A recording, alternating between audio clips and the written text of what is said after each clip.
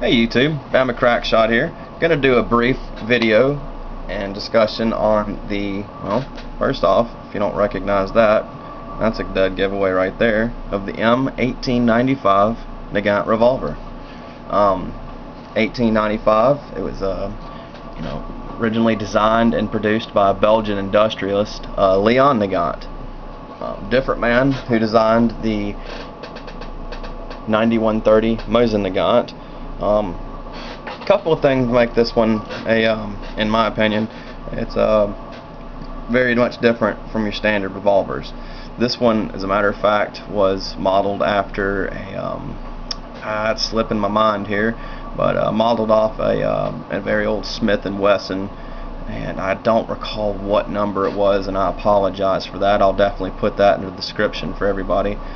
But it's firing the projectile and cartridge is going to be, it's chambered in 7.62 by 38R rimmed. It was a classy new thing in its time and day, and luckily I was able to come across some very old military cartridges, the hotter of the rounds, if you will, aside from Privy Partisan, and there's an Italian manufacturer that produces cartridges for it today. It's a 100 grain bullet, and it's going to push upwards. We're looking at about just a little over 1,000 feet per second, and definitely not a barn burner by any means, but you're looking at about 1,070 foot per second, and coming in at around 250 foot-pounds of energy. This one is it's a seven shot revolver. This one was for the enlisted, and particular thing, you don't have to hammer back. There's not a half cock feature on this one, and it is a seven shot capacity. Reloading is definitely, don't bother with any kind of speed loading and stuff like that, but all you could expect from Russian: ingenuity, reliability, dependability, etc.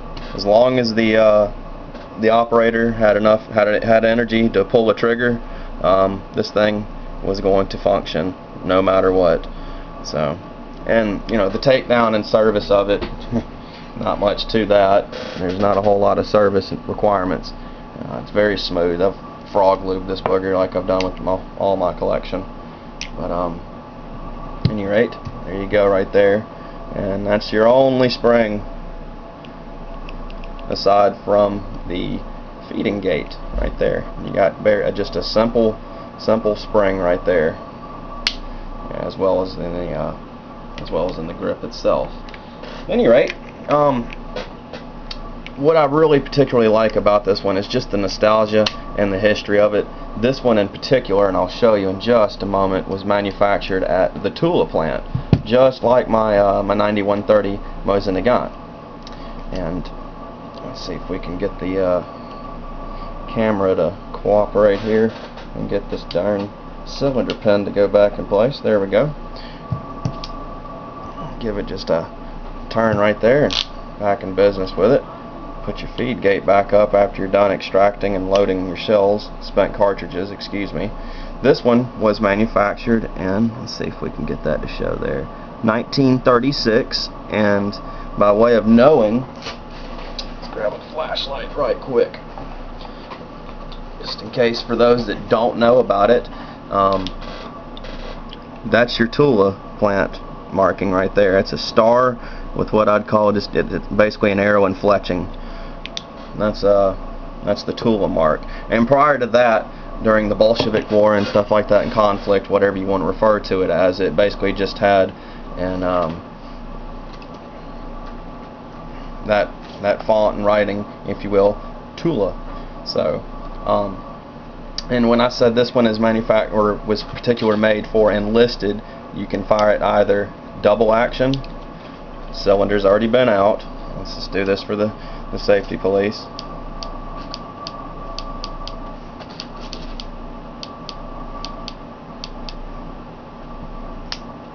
Definitely an empty firearm.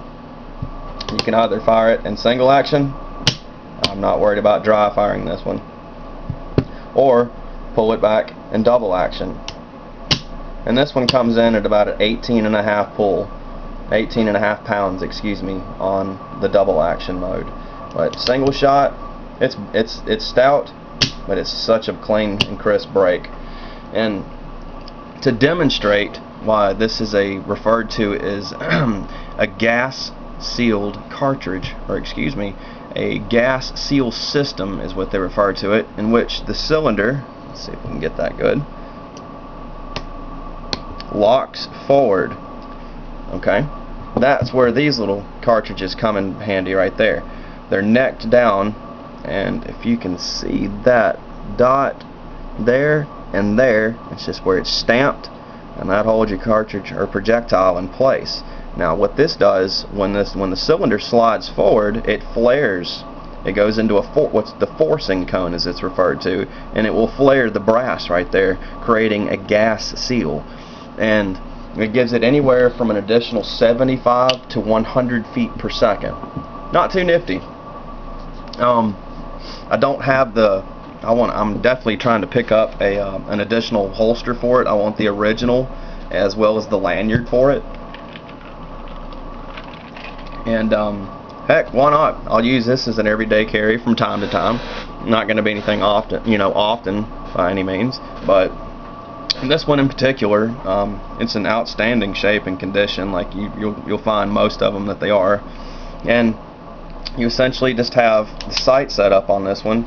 It's just a nice, easy to see notch in front blade.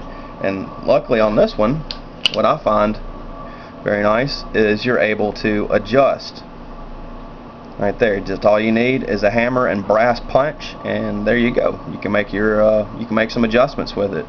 I haven't been able to fire this one too much, but since we haven't putting up any we haven't put any firing videos up here lately at the range or in the backyard shoots and stuff like that. It's given us an opportunity, excuse me, to stock up on some ammunition for our upcoming videos and stuff like that. Let's see, the M1895, Leon Nagant, and he had his brother, I hope I'm saying this right, Emil, were known in Russia, in the Russian Tsar's court and military administration, because of the important part they played in the design of the Russian service rifle, the Mosin Nagant M, or the 1891 M18, or the M1891. Excuse me, I'm all thumb tongues today. The M1895 became the standard issue sidearm for the Imperial Russian Army as well as police officers, and then eventually later that became known as the Red Army, and as well as Soviet law enforcement. And surprisingly enough, its service life is from 1895, of course, till present. And you have law enforcement and actually postal workers are packing these over there in Russia. Weight's coming in at 1.8 pounds unloaded, and overall length is going to be 10.5 inches. The barrel length is 4.5. It looks a little bit more than that, but as this looks can and will be deceiving. Effective yards, the effective range is going to be about 50 yards, and that is sitting down or lying on your back or firing between your legs in that fashion, if you will. And because the sliding cylinder, you don't have to worry about the concuss, if you will, as if on a standard revolver. I really in particular like the sights on this one right there. They're really crisp and clear. Let's see, and as far as rate of fire goes, you're looking at, if you're really good, and this is what I mean on the last part, anywhere from 14 to 21 rounds per minute. And honestly, once you fire this, and like most Russian firearms, the dirtier it gets, the easier it gets. Because honestly, pull down your feeding gate right there, and just tap them, hold it back, let gravity do its job. Roll it, tap it, roll it, tap, roll, tap. So the ergonomics are surprisingly very nice, in my opinion. It feels really good in my hand. Finger looks like it's on the trigger. Sorry, folks. And but the ergonomics of it, and even for its age, or by golly, it feels outstanding in your hands. If you happen to go to a local gun shop or a a gun show in your area, pick one up and feel it. You know, for its age, this old warhorse is surprisingly very comfortable to handle, and an extremely steady firearm. The 1895 revolver was used extensively by the Russian Imperial Army and later by the Soviet Union after the Russian Revolution. Hence the star, the Tula star in which it was manufactured, had it in their Scrollic lettering, I believe, if I'm not mistaken. Any rate, you'll notice the big differences, especially on the older models. You know, if anything, it was actually quoted, a Russian officer stated that if anything went wrong with the M1895, you could fix it with a hammer. So, and it could definitely be used as a hammer. Once you run out of rounds with it, by golly, you got a bludgeoning device like most of the older Russian firearms and such. Let's see. Let's debunk Hollywood here. Because of the Nagant's sealed firing system meant that the revolver, or the Nagant revolver, unlike most revolvers, could actually make effective use of a sound suppressor. I don't say silencer, that's stupid. You'll catch it in a bunch of movies and stuff like that, an old various modeled Smith & Wesson with a suppressor on the front of it. That makes a lot of sense. Those were used extensively for scout and forward troops right there. It was a very common thing for them to carry the M1895 with a suppressor on there. And you know, reconnaissance and scout troops were outfitted with a variety of sound suppressors they were known as the Bramett device. So yeah. And like many other suppressed foreign weapons, including the Sten Mark V's, captured Nagants were used in limited numbers by Nazi Germany, and vice versa. You'll see a lot of imagery, and that went on very much so. You'd see a lot of Russians and stuff like that during the Revolution packing a daggum Mauser broom handle. Gosh, I'd love to get my hand on that. Who wouldn't? At any rate, suppressing these, they were basically just they were outfitted and modified and just basically clandestine workshops. You know, anybody that did any kind of machining work whatsoever could get that job done without an issue. Let's see. I've also, during my research and stuff like that, there is an example for public of a suppressed Nagant M1895 in the CIA Museum in Langley, Virginia.